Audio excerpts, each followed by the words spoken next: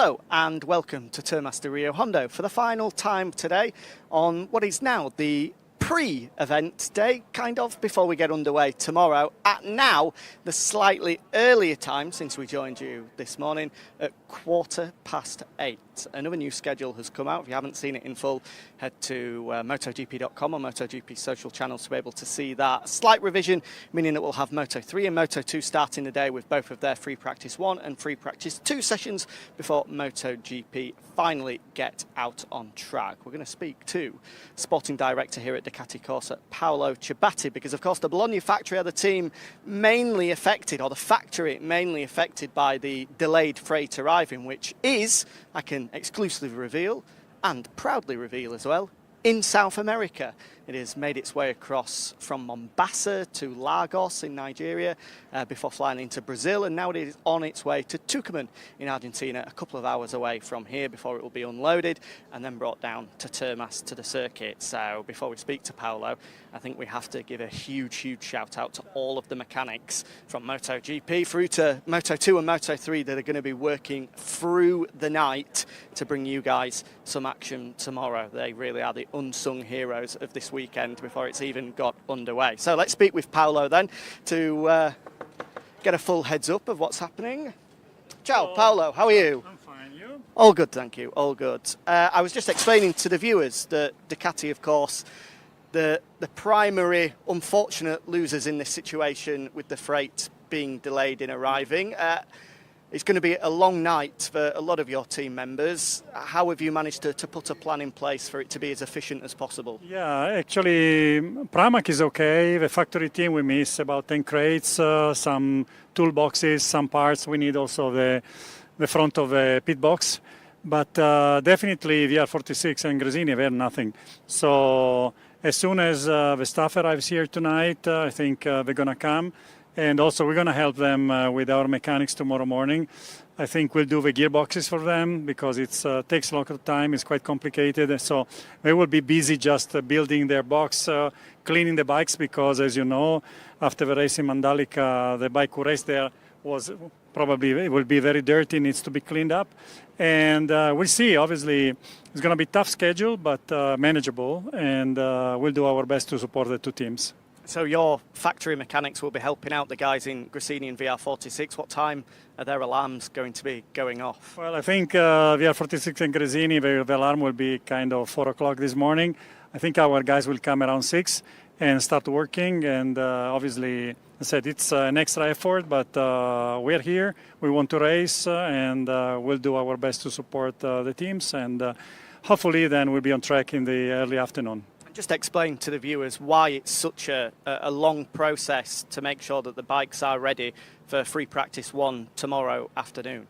Well, normally we just kind of disassemble the bikes on a Thursday. We check that everything is okay, and they are ready for Friday morning. Now, this time, as you know, it has to be done overnight. Obviously, one bike will be okay. The bike that didn't race in Mandalika is basically ready for Gresini and VR46.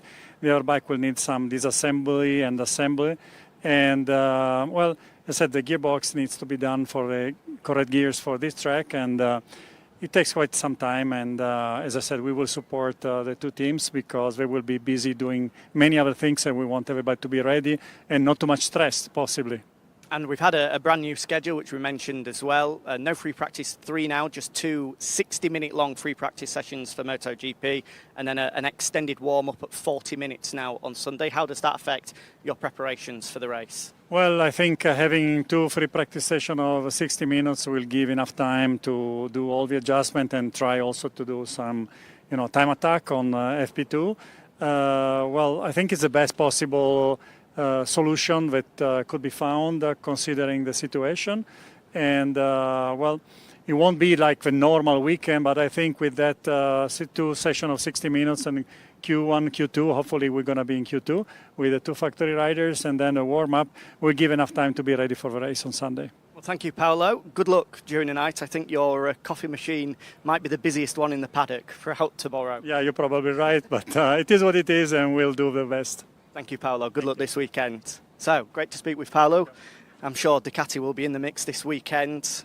once everything is ready. It's great to hear as well the team spirit, the unity within the MotoGP paddock, that despite the factory team not being too heavily affected, especially compared to Gresini and VR46, the alarms will be going off at 5:30, 6 o'clock this morning in order to come and help them out as much as they possibly can do. It is a huge, huge job, as Paolo was saying. Normally these guys will arrive on Tuesday night and it takes them 2 days to prepare everything, make sure everything is ready for free practice on Friday. So to have to do it overnight is quite something. As I said, it affects Moto2 and Moto3 as well. Akiayo's team in Moto2 and Moto3 similarly have nothing at the moment. The same has to be said for Gresini. As we know in MotoGP, of course, their Moto2 effort is also heavily affected, as is the Leopard Moto3 team. So all of those mechanics, again, will have to get up at an ungodly hour to come and help out. The same, it's affected for the tyre suppliers. Both Michelin and Dunlop have been hit by this. Michelin at the moment don't have any fitting machines. That will be coming, which means that Dunlop have been helping them out with that. The guys at Dunlop will be coming into the circuit at 3 a.m, opening up to make sure that they can fit tyres for the teams that didn't have anything until the freight arrives. But the good news, as we said earlier, is the freight is in South America. It's on its way, and they're confident that everything will be ready for action to start at 8:15 tomorrow.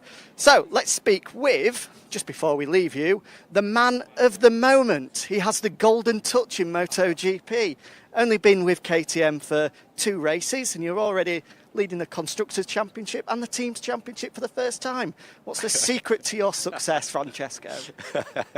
It's no secret, and even if there was a secret, I couldn't tell you. Otherwise, no more secret. But no, it's not a secret. I mean, also in the past 2 years, KTM had achieved fantastic results.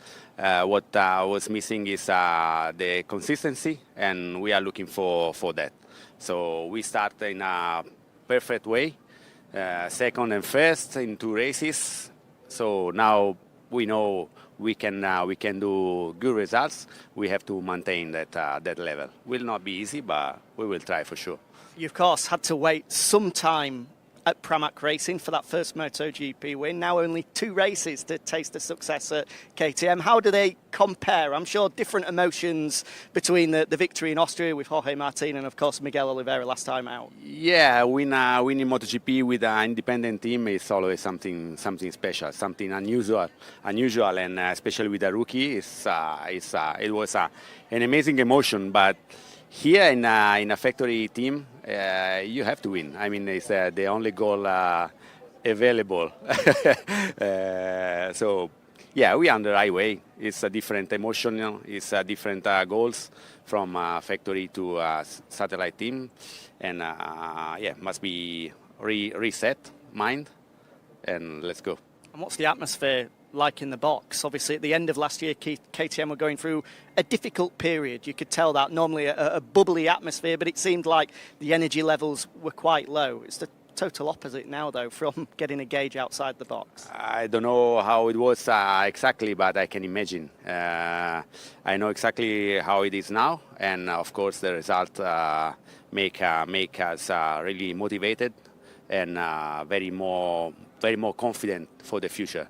After our winter test, where we did a special kind of work, we selected parts more than test parts. So, to be honest, after the winter test at the first race, we didn't know what expected.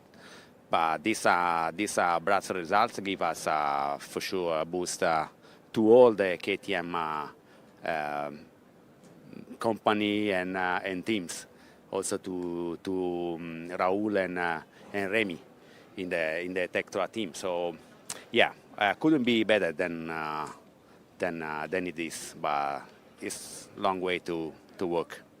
We know that one rider is confirmed for next year in Brad Binder. Has that win for Miguel gone a long way in maybe making sure he stays in Orange next year? Yeah, I think with Miguel there's a very good relationship. We really trust in him. He believes in the project, and I don't think there will be any problem to go ahead together. And just finally as well, we've just been speaking to Paolo at Ducati. Of course, they're heavily affected, but KTM as well. I believe one of Miguel's bikes isn't here. Raul's bikes aren't here yet as well. So it's going to be an early start for some of your guys, I imagine. Yeah, to be honest, we had much more or less affected from this delay compared to some other MotoGP teams. So we cannot really complain. We have to adjust one bike. Be ready for tomorrow 12:30 will not be a problem. And make sure the coffee machine is stocked up and ready to go as well. We have Red Bull, no problem. Of course, the company man as always. Well done, Francesco. Keeping the sponsors happy. Good luck this weekend. Look forward to catching up throughout it. So there we go then. There's a flavour, a taste of everything that's happening here in Termas ahead of action getting underway tomorrow. A 2-day weekend. MotoGP action a little bit different now. 2 60-minute sessions starting at midday tomorrow before the race gets underway. At the time it was originally scheduled, 3 p.m. local time here in Argentina. You do not want to miss it. Thank you for joining us today on a slightly different Friday. From the very morning as I joined with Matt Burt to give you a flavour of what's to come, and you've been treated to a special podcast, a sit-down interview with Paul Espargaro, an Instagram live with Fabio Quartararo, amongst many other things as well. If you've missed anything, don't worry, you can catch up with all of it through MotoGP's social channels and at motogp.com. But the good news is we're going racing tomorrow. We'll see you at 8:15 as Moto3 finally gets the Michelin Grand Prix of Argentina underway.